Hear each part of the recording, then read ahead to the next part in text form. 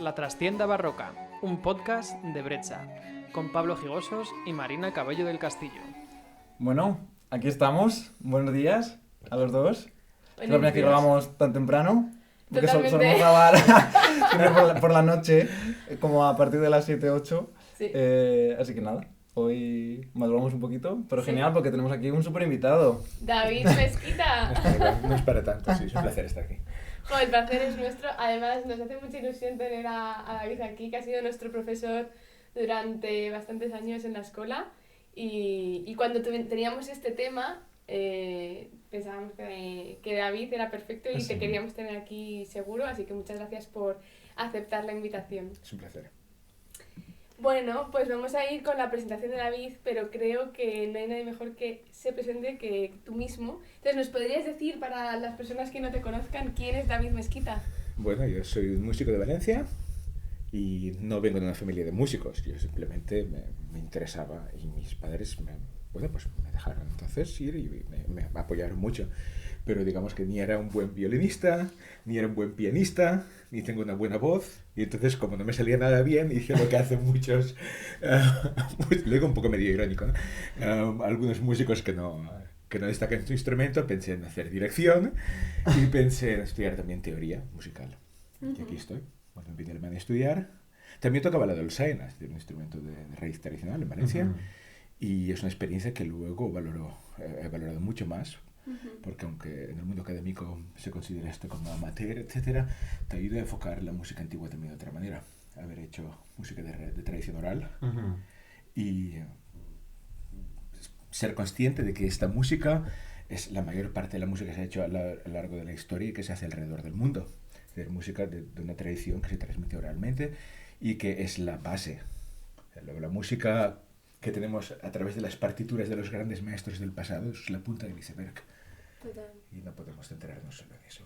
Así. Genial. Y el destino me llevó finalmente aquí, a estar aquí de profesor en Aquí, Basilea. aquí en Basilea. A unos metros de Aquí. aquí. Sí, bueno, también aquí con vosotros también, ¿no? En la Escuela Cantorum. Sí. Sí, en la Escuela Cantorum en Basilea, de profesor de entrenamiento auditivo y de contrapunto improvisado. Genial. Pues una de las cosas que queríamos preguntarte es sobre los maestros de capilla en España. Si nos podías contar un poquito a qué se dedicaban, cuál era su función. Bueno, eran chicos para todo, ¿eh? Es decir, tenían que encargarse de los niños cantorcicos, que se llamaban, o de los seises, incluso de cosas tan triviales como que tuvieran sus sábanas, ¿no? Es decir, que hubieran, estar al tanto de ellos, de que tuvieran todo lo que les hacía falta, porque hubieran una especie de internado, ¿no?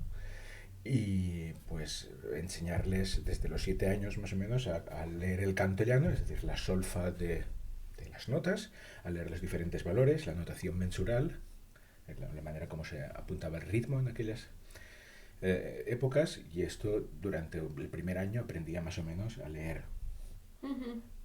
a leer música y estaba en condiciones de leer la parte del soprano de la polifonía de aquella época, lo que necesitaban para la misa y todo el canto llano también, ¿no? Y a partir de ahí empezaban a aprender también a improvisar contrapunto. En condiciones un poco de lujo. Bueno, de lujo. Yo no me cambio, ¿eh? Yo prefiero vivir en el siglo XXI, pero en el sentido de que tienen una clase todos los días, prácticamente, ¿no? De contrapunto y se aprendía improvisando. Entonces, de cara a aprender estas técnicas, eran condiciones que hoy en día no podemos tener, porque aquí tenemos nuestros estudiantes con una clase de contrapunto improvisado a la semana. Ya vienen mayorcitos, no tienen 8 años y no están inmersos en esta cultura musical. Pero yo prefiero el siglo XXI, ¿eh? Claro. Tenemos acceso a tanta cultura y a tantísimas cosas y tantas posibilidades. Y comodidad. Y comodidad. Y aquello era una vida muy espartana, por supuesto. Y el maestro de capilla tenía responsabilidad sobre esto y sobre el resultado de toda la capilla. Empezaba con una parte que son los niños, ¿no? Pero tenía, a su cargo una capilla de cantantes masculina, ¿no? Los niños y los hombres que cantaban también el contralto, por ejemplo, también, ¿no? Y todos los instrumentistas. Y las capillas en las catedrales españoles tenían una dotación bastante buena. Era el lugar donde...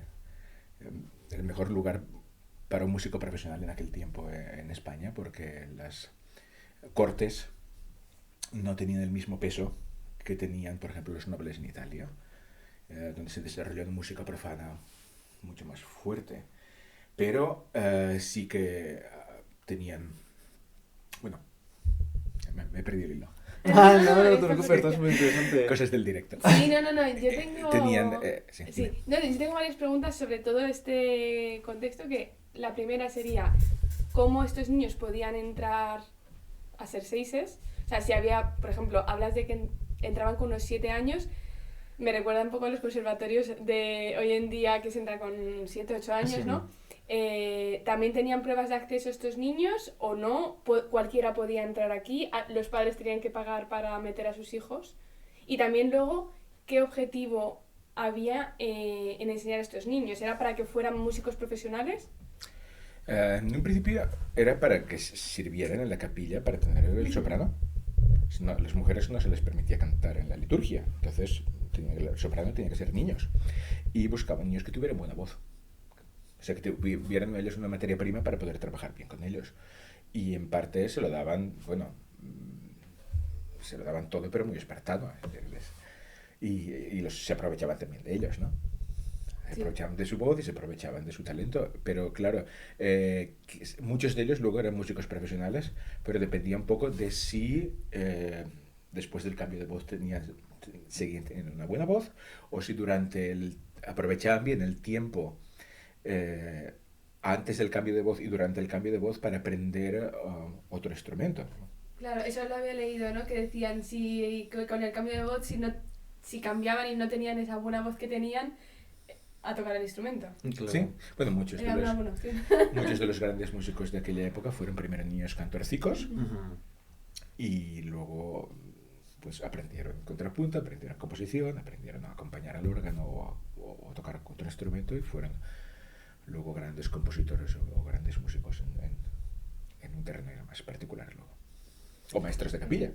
Claro. Pero bueno, el maestro de capilla, además de todo esto, necesitaba una formación muy amplia para poder ejercer su trabajo, porque se dice muy pronto esto de improvisar contrapunto y suena muy libre, ¿no? Esto de Ya, improvisar, claro, pero no, sí, sí. requiere una cantidad de técnica y de conocimiento y de aplicarla en el momento. Y las oposiciones, bueno, si queréis lo hablamos, luego no sé. Las Justo, oposiciones te quería preguntar para el exacto maestro eso mismo. para el maestro de capilla. En las oposiciones pues tenían que componer algo. Las capillas necesitaban continuamente música nueva, porque se apreciaba que para Navidad hubiera un villancico nuevo, no el del año anterior, ¿no? Y en España circulaba poca música impresa, había poca imprenta, a diferencia de Italia. Entonces se nutría cada capilla de su propia música. Están los archivos absolutamente abarrotados de miles de partituras, ¿no? De villancicos, de misas, de música tanto litúrgica como paralitúrgica, ¿no? Porque los villancicos en teoría no se hacen en misa, pero se hacían. Y entonces les pedían que compusieran un villancico en la oposición, pero también les hacían muchas pruebas de improvisación. Por ejemplo, les daban un canto llano y iba a haber cantantes cantando ese canto llano, pero el maestro de capilla tenía que añadirle una segunda voz en el momento y otra tercera voz que mostraba con los dedos de la mano. Exacto. La mano. Que justo nosotros hemos explicado un poquito todo lo de la mano Exacto. del dedo derecho en el episodio anterior. Se señalaba por la mano y había cantantes leyendo la mano, siguiendo lo que improvisaba el maestro de capilla, y con la otra, hay otra mano todavía. Se puede mostrar una cuarta voz. O lo que llamaban también desentonar, que es que mientras canta por ejemplo un re, mi, fa, pero dice fa, sol, la, Eso es increíble. para Sí. que otro cantante, siguiendo sus sílabas, intente reaccionar lo más rápido posible y cantar esas notas. O sea, un canon. No, Ah, no, al No, momento. no, a la vez. Al momento. Sí, sí, yo es que Claro. se recordaba que nos lo habías contado en una clase y me pareció Pero increíble no estoy esto. entendiendo. O sea, tú cantabas Cantas una voz, ¿Una pero voz? dices las sílabas de otra voz. y la otra persona te tiene que seguir al momento. Sí, Vale. todo lo rápido que Sí, pueda. sí, sí. Sí. Porque claro, Lo hemos estaba probado pensando en los canons. Sí, sí, Con sí. algunos Sí, sí. estudiantes avanzados y se puede hacer si no es muy rápido. Ujú. Se puede hacer. No. Es muy fuerte esto, ¿eh? Sí, sí, sí. Es muy fuerte, pues sí. Pero claro, yo a veces me veo ahora dándoles clases de contrapunto improvisado con un grupo a varias voces, intentando coordinar las improvisaciones, porque si cada uno hace lo que le parece, es un desastre, ¿no? Entonces hay que tener técnicas para coordinarse, y o bien se hace por patrones preestablecidos, o bien hay uno coordinando, ¿no? Como el control remoto, porque es como lo de la mano, o esto de decir la solfa para que otro te siga. Y los experimentos que hacemos en este sentido muestran que es posible. Además, es que al principio lo veía yo en una fuente y no me lo creía. Yo decía, bueno, haciendo va de farol, ¿no? Ya. Luego lo lees en otro tratado y en otro, y en otro, y luego aparecen también artículos sobre, Philippe Canquillon ha escrito sobre esto, ¿no? Sobre las actas de las oposiciones en Toledo y en otros lugares, y dicen lo mismo que dicen los tratados. Y al final te lo tienes que creer, con tanta evidencia. Claro. Y para mí el siguiente paso es probarlo. Es decir, si realmente lo probamos y nos sale, es que es posible. Claro. Es que es posible, vamos. ¿Y cómo ha sido para ti? Porque yo recuerdo, por ejemplo, el primer año o el segundo que yo entré en la escuela, yo hice, fue en segundo, eso es, Contrapunto a la mente. Y recuerdo que había un grupo, que no me acuerdo cómo se llama esta asignatura, que era Contrapunto a la mente bestial o algo así. Contrapunto bestiales, sí. Ah. Es un ensemble, no es realmente una clase. Ah, vale, porque sí que recuerdo que había como un grupo de gente Sí. que estaba muy especializado con el que tú puedes hacer este tipo de experimentos con ellos, imagino, ¿no? O dar este tipo de... Sí, muchos de ellos son antiguos estudiantes míos o otros profes de la escuela que también les interesa mucho el tema y quieren experimentar, y son expertos, ¿no? Y bueno, pues ayer mismo, anteayer, sí, en la iglesia de San Magellón, aquí al lado, fuimos con el coral gregoriano correspondiente al día, que nos lo preparó Kelly Landerkin, y nos pusimos a cantar. Habíamos ensayado un poquito, pero no hemos apuntado nada, simplemente nos hemos coordinado un poco y vamos y cantamos la misa entera con polifonía improvisada. Increíble. Y es gente que Sí. lleva años, pero claro, tú cuando entraste aquí yo todavía estaba un poco en pañales. había que primero probarlo y necesita su... Sí. Súper interesante. Sí, sí. Cuando, Sí, sí, sí. Claro, yo es que además vengo de moderno, cuando estuve en Holanda, y cuando llegué aquí y descubrí que esto siquiera existía, me pareció un mundo completamente nuevo, muy bonito. Bueno, y las primeras veces que empecé a decir, voy a tomar un dúo de lazo, voy a cantar una voz, voy a mostrar la otra con la mano. Sí. Me sentía inútil. Entonces, como un principiante, Claro. total, como la primera vez que te sientas al piano e intentas tocar una invención de Bach, que cada mano hace una cosa y que es como hacer dos cosas Ya. al mismo tiempo y te cuesta muchísimo y dices, bueno, esto es imposible, ¿no? Pero realmente, si uno se pone y lo practica, Sí. funciona. Bueno, Y es práctica, claro, Claro. hay que acostumbrarse. Bueno, como nos pasó a nosotros al principio, por ejemplo, con Hans Peter en clase de Gehörbildung, que tenías simplemente que decir las notas, pero ya En llegabas tú alemán, que hablas claro. inglés y español aquí en alemán, Sí, sí. y te costaba una barbaridad y tenías que decir do, re, mi, fa, sol, pero simplemente con otro sistema. Sí, Sí, entonces, esto, lo que no es la lengua materna de uno, lo Claro. que ha mamado uno desde pequeño, pues le cuesta. Pero realmente no es más difícil que tocar el concierto de violín de Tchaikovsky. Que entendemos la formación moderna de los instrumentalistas de hoy es muy exigente en la técnica instrumental y en aquel momento era exigente en otras cosas, Sí. que es lo que necesitaban. ¿Y cómo te imaginarías tú, si compararas este tipo de formación, de improvisación y demás, con hoy en día, cuando estás dando clases en la escuela, qué cosas serían diferentes o que quizá ahora están más avanzadas o que antes quizá tenían, al ser como explicabas, un lenguaje que daban clase de improvisación todos los días, ¿dónde crees que puede haber más facilidad o dónde puede haber más problemas o complicaciones? ¿Dónde puede haber más problemas hoy? Sí, comparado con... Faltas, ¿te refieres? O- Claro. Bueno, realmente vivimos en otro mundo, ¿no? Sí, sí. Tenemos, por suerte, acceso a tantísima música y a tantas otras cosas, pero claro, no tenemos la misma percepción de la música. Después de haber escuchado la consagración de la primavera de Stravinsky, Ya. no nos produce el mismo efecto una disonancia, por ejemplo, ¿no? A mí me encanta tu frase que has dicho muchas veces en clase, lo de somos gente del futuro. Sí, Sí. sí, sí. Claro, Es que me encanta esa es frase. que somos un poco frikis aquí en Basilea. Es decir, estamos haciendo la solfa histórica y haciendo cositas con la mano y etcétera, que la gente os va a mirar raro. Sí, sí, efectivamente. Nos puede mirar un poco raro, pero porque hay Bueno, te encuentras a veces a esta gente en la cafetería que te saluda diciendo salve, ¿no? Sí, Gente sí. que viene del departamento medieval y solo les Pues faltaría sí. venir en caballo a clase. Bueno, lo de Total, vestirse... hay gente también que- se sí, sí. viste- Sí, pero bueno, yo creo que todo este pasado es parte del presente. Tenemos acceso a él y toda esta posibilidad nos abre otras puertas Sí. para reflexionar sobre cómo ha evolucionado la educación musical también, ¿no? Porque nos hemos especializado mucho en cada uno en su instrumento. Y somos intérpretes. Es decir, yo de pequeño me gustaba sentarme al piano e improvisar. Y los profes de piano no les gustaba.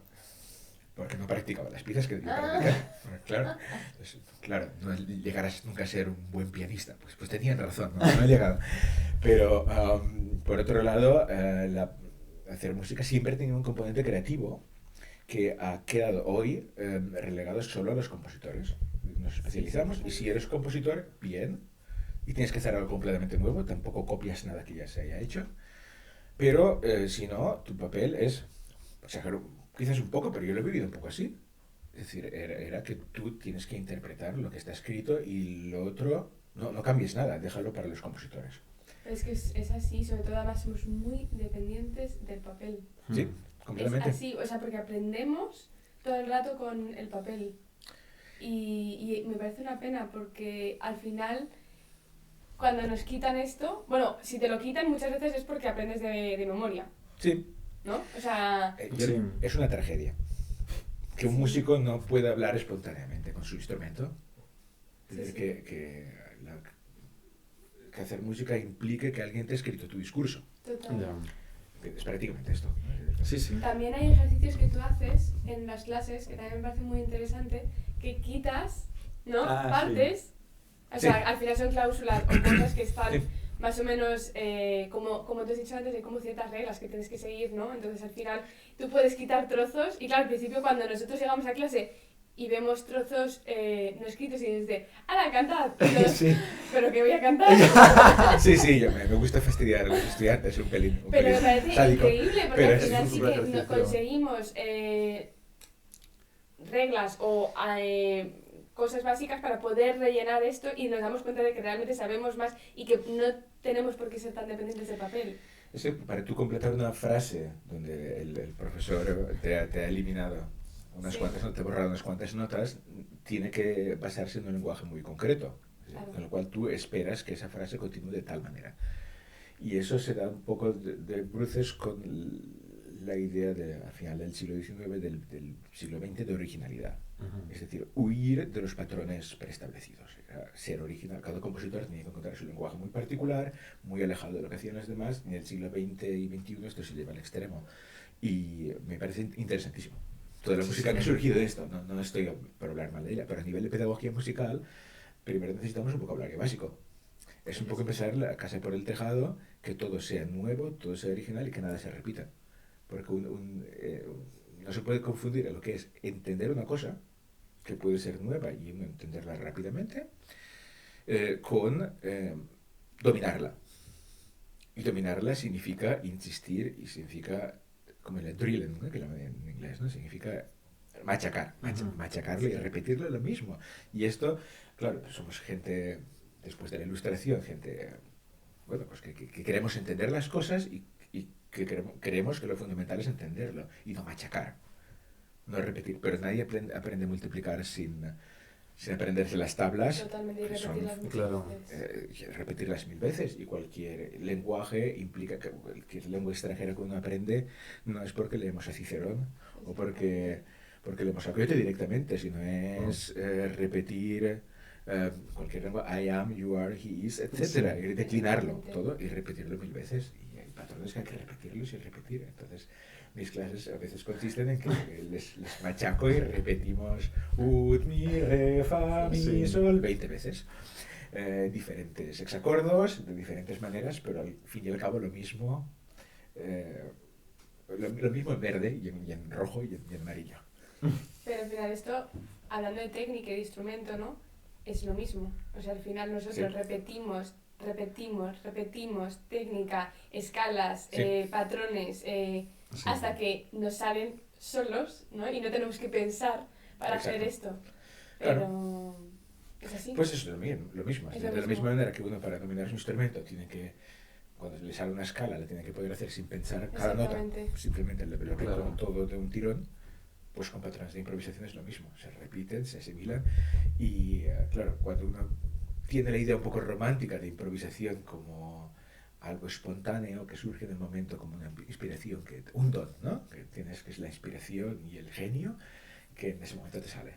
Y bueno, el trabajo que hay detrás es, bueno, es arduo y es repetir. Sí, sí, sí. Pero mi experiencia es que, bueno, todos los estudiantes que tengo son buenos músicos, son hábiles y si lo trabajan, lo sacan. Es ponerse. Vale, y yo quería preguntarte, porque, bueno, yo hice el trabajo, el de fin de máster, David estuvo de tutor conmigo, y que era sobre un tratado que encontré en la Catedral de Salamanca, un tratado, bueno, de teoría de la música, que se llama Explicación del canto de órgano en compendio, de Aranaz. Y quería preguntarte, o sea, ya lo pregunté en su momento, pero me gustaría que lo explicaras, porque claro, yo cuando leí esto me sorprendió mucho que estamos hablando de un tratado del siglo XIX que tiene preguntas del tipo, ¿cuántas son las claves? Y dice tres, que es sol reud, que es sol faud y fe faud. O, por ejemplo, habla también de ut, re, mi, fa, sol, la, si. Entonces yo cuando leí esto me lo encontré, me sorprendió mucho porque decía, ¿cómo puede ser? Estamos en el siglo XIX y todavía estaban enseñando sobre los hexacordos y con este tipo de lenguaje y me llamó mucha atención. Entonces me gustaría si pudieras explicar un poquito, porque estábamos en este sentido, no sé si decir retrasados en España o un poquito más atrás que en el resto de Europa. Bueno, que es extremadamente atrasados. A ver, hay un problema a la hora de valorar la historia de la música, creo yo. Es de valorar en el sentido de que esto es bueno y esto es malo porque esto es más moderno. Es decir, la música puede... Siempre que en la historia tenemos dos caminos y tomamos uno, ganamos algo y perdemos algo también. O sea, cada decisión implica ganar por un lado y renunciar a otras cosas también. Y esto me parece un tema muy interesante en el caso particular de la música en la península ibérica. Porque en el siglo XVI teníamos prácticamente la misma música que en Italia, digamos, ¿no? En Italia y en toda Europa. Es a través del 1500 de la imprenta musical Petrucci, etcétera, la música circula mucho y Victoria Guerrero Morales publican en Italia, la Capilla Sistina está abarrotada de músicos españoles, la mitad son músicos españoles, y al mismo tiempo la música italiana de Palestrina, etcétera, se conoce en España y se conocen y la música es muy parecida. Pero en el siglo XVII esto cambia. Hay una evolución. Y para mí tiene que ver con diferentes contextos sociológicos. Es decir, en España la mayor parte de los músicos trabajan para la iglesia y la nobleza, el mismo Cerone, que es un italiano que está en España, dice que la nobleza española no le interesa la música. Es quizás exagerado porque sí que tienen sus capillas religiosas, tienen su iglesia privada con su capilla de músicos, pero es también música religiosa. Mientras que en Italia, la nobleza, bueno, la Camerata Fiorentina, Gesualdo, él los nombra a todos, ¿no? Son nobles muy interesados en música, que hacen música, que componen o que buscan a los mejores músicos, compiten entre ellos por hacer una música profana, nace la ópera, etcétera, ¿no? Muy expresiva y con medios nuevos, muy innovadora. Y esto, bueno, luego llegan pues Schütz y Schein y Sweelinck, compositores del norte de Europa, de Alemania, de Holanda, a estudiar en Venecia con Gabriele, etc. Y lo exportan por casi toda Europa. Pero creo que quizás un poco Inglaterra y sobre todo la península ibérica, en las periferias, esto no llega con la misma intensidad. Y al mismo tiempo en España, ¿quién paga manda? ¿No? Es decir, si los músicos trabajan para la iglesia y la iglesia, a pesar de las crisis económicas en el siglo XVII, es poderosa y sigue pagando a sus músicos bien, la iglesia pide estilo eclesiástico, que es según las reglas antiguas y lo que ellos consideran apto para el culto divino y son estrictos en esto. Y entonces no cambian las cosas radicalmente. Sigue evolucionando ese estilo eclesiástico, no es el mismo que en el XVI, pero se basa en lo mismo. Sí que tiene las mismas bases, no se cambia todo de una manera tan drástica como en Italia. Sí. Y cuando en el siglo XVIII se pone de moda nuevamente la música italiana, porque Isabel de Farnese, la reina, es italiana y quiere traer ópera a la corte de Madrid, desembarcan, bueno, pues los Farinelli, Scarlatti, Boccherini, Facco, una barbaridad, músicos excelentes, ¿no? En la Capilla Real y en su entorno, pues también llegan muchas polémicas, ¿no? Porque muchos compositores españoles empiezan a copiar esto y hay gente que dice, esto es un desastre, ¿no? Porque todo lo que no podíamos hacer y que todo es malo para la iglesia y para el culto, lo están haciendo, ¿no? Y uno de los más radicales en esto es un monje benedictino, el padre Feijó, que realmente sus escritos sobre filosofía y sobre muchos temas, todos los temas del mundo casi, es muy progresista, pero sobre música es completamente conservador. Y dice que esto pudre las almas, que los cromatismos tienen una lubricidad viciosa, dice.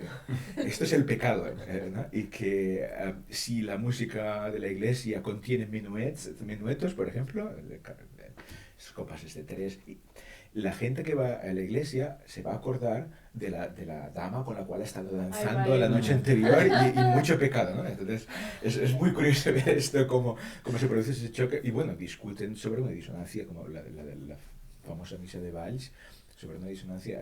Imprimen hasta panfletos. Participan más de 50 maestros de capilla en esta discusión por una nota, porque consideran que va contra las reglas. Bueno, hay un trasfondo político también de la discusión, ¿no? Alrededor de la guerra de sucesión, etc. Porque Valls era austracista. Pero aparte de esto, demuestra, ya quisiéramos hoy en día que por una nota que tuviéramos aquí la gente repartiendo panfletos a favor o en contra del compositor. Es decir, hoy día tenemos un panorama donde no se discute de estética musical con esta pasión, ¿no? Imagínate todo el pueblo revolucionario. Suelta el rollo, pero bueno. Sí, no, pero es muy interesante y también el tema político también es bastante curioso. Es que he perdido la bola, no sé dónde estoy. Nada, No sé justo qué terminado... decir. Sí, pero yo estaba hablando de algo político, pero igual. Sí, lo de Valls, que Sí. hay un trasfondo político Sí, en la ya polémica está. esta. Pero que eso me había parecido interesante. Todo el tema Sí. de que creo que no solamente era por la música, sino también porque quizá ahí tenía también que ver el tema político. Bueno, da Pues igual. es la- No, pero sí, Sí, pero lo o sea, puedo comentar ya estamos en el rápido. aire. Ya está. O sea, que si quieres, o sea, continúa. No, ya está, no tengo nada más que decir. ¿Segura? Es que he perdido, ya No, se me ha ido. básicamente es que Valls, bueno, como la mayor parte de la gente en la Corona de Aragón, estábamos del lado de los ostracistas. Ujú. La guerra la pierde la Corona de Aragón, la gana la Corona de Castilla con los Borbones, y a algunos músicos que se habían posicionado claramente les pasa factura. Y a Durón es el caso más conocido, que se tiene que emigrar, se lo mandan fuera de España. Él estaba en la Real Capilla y va fuera, y se va a Francia. Y en el caso de Valls sí que se sabe que lo retiraron durante unos años. Durante unos 10 años no ejerció de maestro de capilla. Ujú. Y que la gente que se posiciona a su favor normalmente es gente de la Corona de Aragón, la gente que se posiciona en su contra es gente de la Corona de Castilla. Eso es curioso verlo. Y que la argumentación hay una argumentación musical al respecto muy interesante de por qué están a favor y en contra de estas notas. No es que no haya nada de sustancia musical, pero es realmente por un margen muy estrecho, es decir, por una nota y por una cosa que no es tan espectacular realmente para su tiempo. Y que se la sacan luego. Esta misa está escrita como unos 15 años antes de la polémica, 12 años antes de la polémica. Y sale esto porque quieren castigarlo de alguna manera políticamente. Ujú. Vale, pues pasamos a la siguiente pregunta. Sí, bueno, aquí ya nos íbamos un poco a ti como persona del siglo XXI, a profesor en la escuela, y la pregunta que queríamos hacer es, ¿puedes explicar un poco qué asignaturas das en la escuela? Sí, bueno, doy entrenamiento auditivo que incluye pues lectura a vista, trato de que leamos música del del Renacimiento hasta el Romanticismo, ¿no?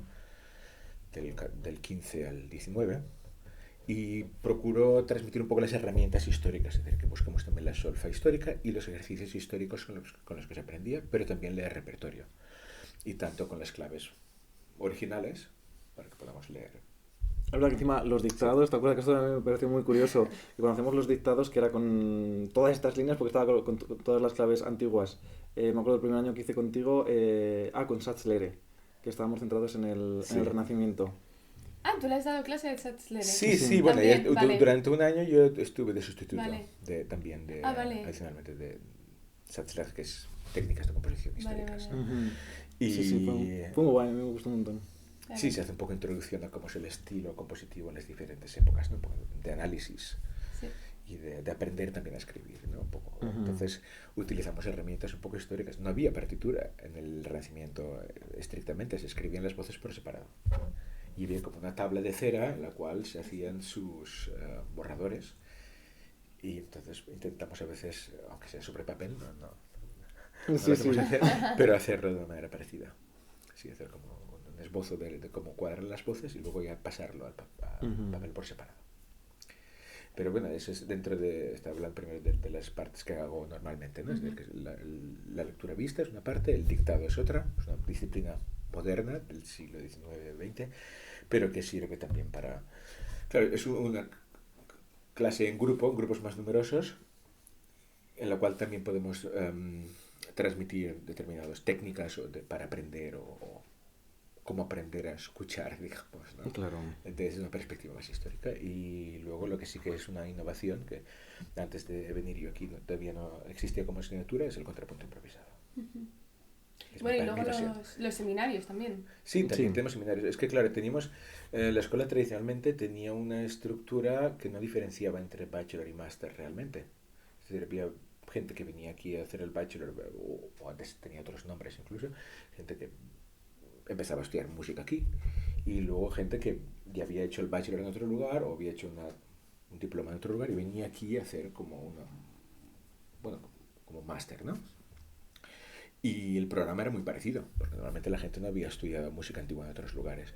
Pero la legislación obliga también poco a poco que los programas sean diferentes. Y también hemos visto que aunque técnicamente venga gente con un bachelor de otro lugar que no ha hecho esto que hacemos aquí y que lo necesitaría, no es lo mismo alguien que llega con 18 años que alguien que llega con 24. Es decir, Claro. es más flexible a veces alguien que viene del bachelor y que puede empezar un poco más de cero, que alguien que ya tiene sus intereses más y sus, bueno, digamos que está en otra etapa de su vida también, ¿no? Sí. Es decir, hemos probado que los másters tengan más espacio para escoger sus propios temas. Uh-huh. Pueden escoger entre seminarios sobre temas específicos y independientemente de que algunos traigan más bagaje en el tema de la música antigua y otros menos, pero bueno, se da una oferta más diversa.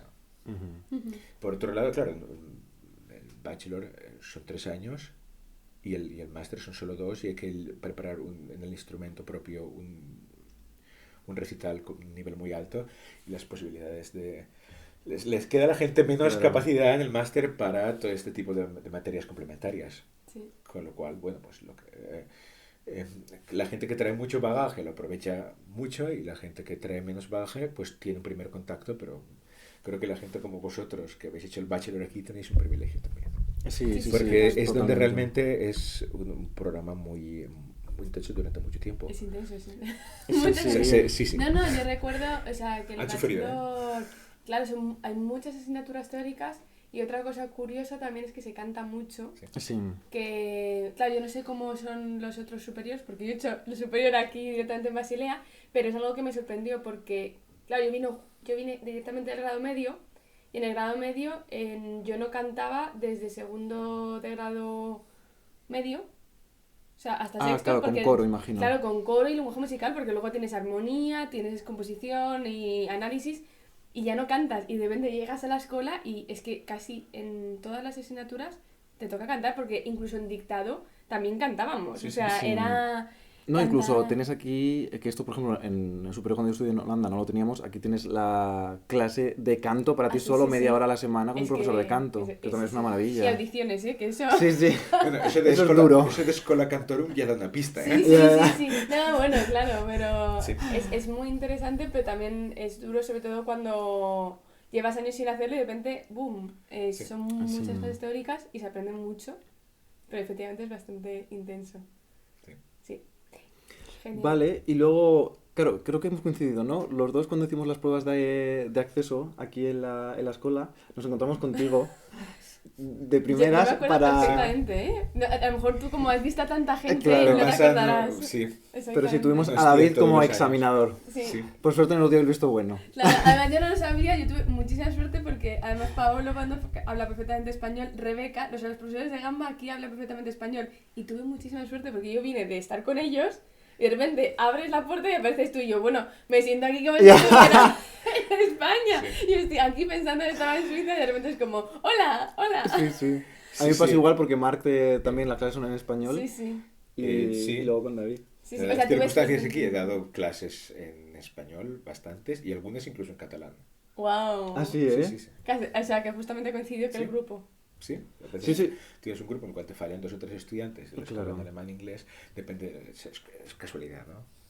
Casualidad que a veces se ve la Sí. circunstancia, pero sí. Claro, con nosotros de hecho en Sasler pasó que lo hacíamos en español porque claro, éramos Alejandro, Pablo Cáceres, que es de Bolivia, y luego estaba Mateo, de Ecuador, y claro, estaba yo. Ah, wow. Entonces sí que me acuerdo que cuando hacíamos el práctico en el que era más Sí. reducido, claro, es que no tenía sentido... Claro, yo creo que contigo, David, no me ha tocado nunca clases en español. De hecho, este verano cuando estuvimos en Morella, que estuvimos hablando o sea, que estábamos Sí. hablando en español, fue como, wow, clase de contrapunto en español. A mí eso sí que me acuerdo que fue como... Sí, él tuvo más, Sí. tuvo más suerte. Sí, yo Sí, en sí. ese caso me tocó más mix y no tuve esa suerte. Ah, pues bueno, la pregunta con esto era, ¿en qué consiste un poquito? ¿Se puede explicar para la gente si hay gente que tiene interés por la escuela Cantorum o incluso acceder? ¿Cómo son un poquito los exámenes de entrada? O tú como profesor, ¿qué esperas o aconsejarías a un estudiante que se preparara o que reflexionara al respecto antes de venir? Las pruebas de acceso tienen 2 partes, ¿no? Una es la del instrumento, que es realmente la que más peso tiene, porque si alguien no domina su instrumento, no... Claro. Hoy en día, bueno, no estamos en el Renacimiento donde la base es toda esta artesanía, pero ya que necesitáis Sí. también en el mercado, como músicos, dominar mucho vuestro instrumento. Entonces, pero también ponemos bastante peso en la parte teórico, le llamamos teórica, pero es teórica práctica, porque hay muchas cuestiones de leer a primera vista, de dictado, que son más prácticos que teóricos. Sobre teoría musical preguntamos poco. Pero hay una cosa curiosa del examen, o al menos a mí me sorprendió muchísimo y no me lo esperaba para nada y recomiendo simplemente que la gente vaya con eso en la cabeza, es que el dictado, o no sé si lo seguís haciendo, Sí. pero me hicisteis escribirlo directamente en la pizarra. Sí. Que era como, Sí. wow, o sea, no me dejan pensar. Te entiendo, sí. Sí, No, bueno, ese sí es simplemente bueno, no pasa nada, pero es algo que a lo mejor te esperas escribir y de repente dices, levántate, escribe. Sí. O vale. Y luego terminar cantando el dictado. Al menos en mi Sí, a examen mí fue también me así. tocó. Que sí. no lo terminabais y me hicierais improvisar. Es un tipo de examen que se fin. hace desde hace mucho tiempo aquí, Sí. desde mucho antes de mi época. Yo lo vi antes de ponerme a trabajar aquí como lo hacían, para seguir un poco el mismo modelo, y que ha resultado muy útil, creo. Es decir, yo, de hecho, veo actas de este examen. Yo, como ves, que tengo 50 o 60 o 70 candidatos cada año, y yo los otros para RAL los repartimos, son tantos que luego no te acuerdas a veces. Claro. Entonces luego, cuando entran los estudiantes nuevos, miras las actas, y incluso miro las actas luego de 2 años, alucino con lo que hemos captado en 20 minutos. Sí. O sea, que en esos 20 minutos ves cosas que luego el tiempo también te confirma, ¿no? De qué puntos fuertes tiene uno y qué puntos débiles. Y es un examen donde en 20 minutos pasamos por escuchar intervalos, escuchar acordes, hacer un pequeño dictado, improvisar un poco. Es decir, hacemos el dictado para los bachelors a una voz y para los masters a 2, pero en un par de compases.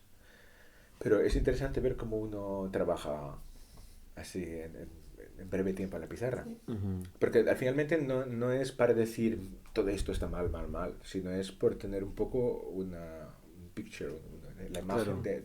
completa de alguien, ¿no? De como una radiografía un poco de puntos fuertes y débiles. Y hay gente que quizás en el dictado no sobresale, pero que luego lee bien a vista o que improvisa bien y que muestra otras capacidades. Hay gente que te sorprende en las diferentes partes del examen. Ujú.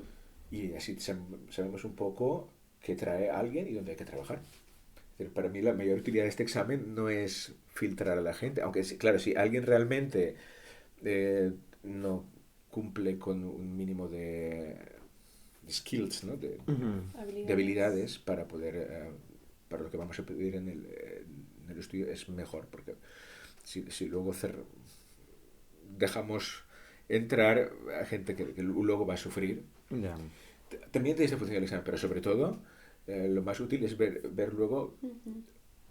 en qué tienes que trabajar con una persona y cómo. Genial. Y esto en un examen escrito, no, yo recuerdo en otra escuela, en Essen, donde trabajaba yo antes, una prueba de acceso de teoría escrita con una sala enorme, con centenares de estudiantes allí, Sí. Yo es que hice y esas corregirla pruebas. luego todos en grupo y le pones puntos. Y no te da una imagen de nada, Totalmente. simplemente te da una puntuación, pero no es lo mismo que ver a alguien intensamente durante 20 minutos. Claro. Genial. Vale, y pasamos a las 2, 3 preguntas, bueno, típicas que siempre hacemos. Sí.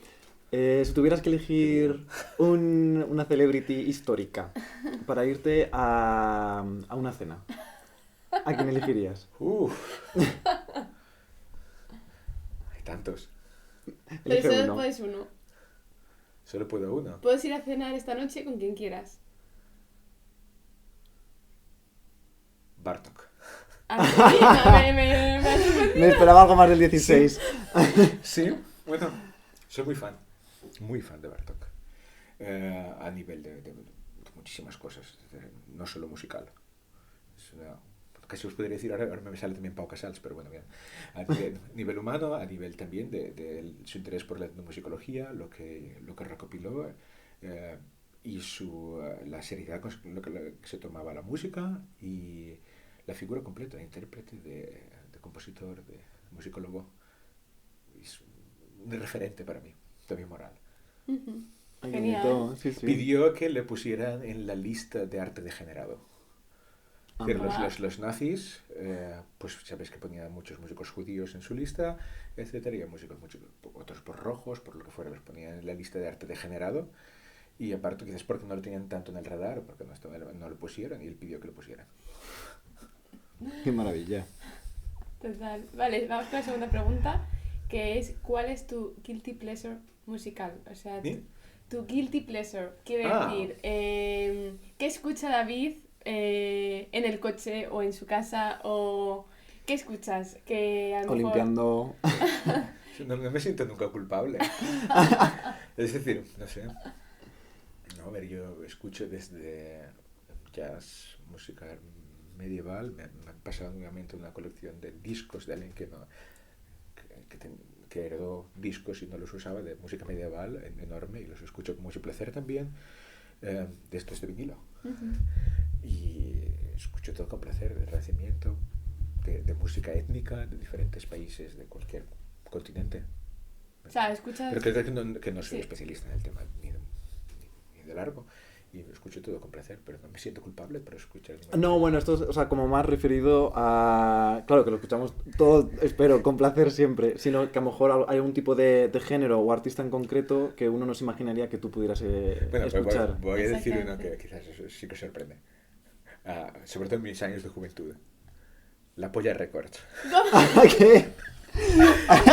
Bueno, tiene unas letras fantásticas. Obviamente todo lo que dicen, vamos, era... Y claro, musicalmente, a ver, ¿qué queréis que os diga? Pues no, hay una sustancia musical que a mí me apasiona. ¿No? Ya, No voy a ya. ponerme a analizar Ya. las canciones que acordes venían, pero sí que recuerdo que las letras me hacían mucha gracia y creo que sí. Ay, pues no, Sigue- los pienso escuchar en cuanto siguen cerremos esto. vigentes, siguen vigentes. Sí. Vale, y luego nos falta, siempre pedimos a los invitados que recomienden algún CD sobre este tema que hemos hablado, o un CD que a ti te encante, que te guste, o que puedas recomendar a la gente, o también lectura, también puede ser, algún libro que recomiendes. Sí, pues voy a recomendar el nuevo CD de Cantoría, que es un ensamble vocal, un cuarteto, Ujú. dirigido por Jorge Lozana, que ha sido estudiante aquí también del máster, ¿no? Sí. Y que luego tuvo contacto conmigo porque quería con su ensamble trabajar un poco, es decir, lo recomiendo, pero está también un poquito involucrada, ¿no? En trabajar con el ensamble, pues cuestiones de la música del Renacimiento, de práctica interpretativa, de cómo solfeaban, etcétera, de cómo improvisaban, y viendo un poco dónde hacíamos música ficta o no.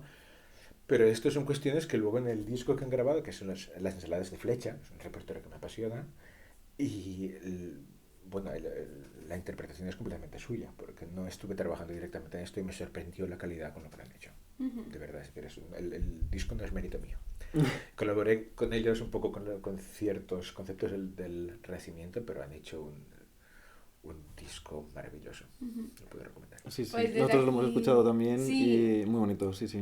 Yo, vamos, les saludamos desde aquí, que además son Claro. compañeros y amigos. Yo, Sí, de sí. hecho, estuve un mes entero trabajando con ellos, con la orquesta Ambroné, bueno, de Emerging, en Ambroné. Y sí, bueno, o sea, de hecho, Inés Alonso estudiamos juntas desde los 8 años en el Escorial. Sí, sí, sí, o sea que... Fantástico. Sí, sí. Así que desde aquí un saludo. Un abrazo muy Un grande. saludo. Sí, sí. Además A los hemos cuatro. tocamos también en el festival, en el Ecos Festival también. Es verdad, sí, sí, sí, en el Que festival nos encantó. de Jorge en Sí, Murcia. sí. Y nos trataron genial y... O sea que sí. Un saludo desde Basilea. Sí. Sí, Bueno, pues Perfecto. aquí lo vamos a dejar. sí. Muchísimas gracias, David, por vosotros. absolutamente todo. Ha Un sido un placer. placer. Ha sido un Teníamos muchas placer. ganas. Escucharte. Sí, sí. Y nada, nos Nos vemos en el siguiente. siguiente. Chao. Adiós.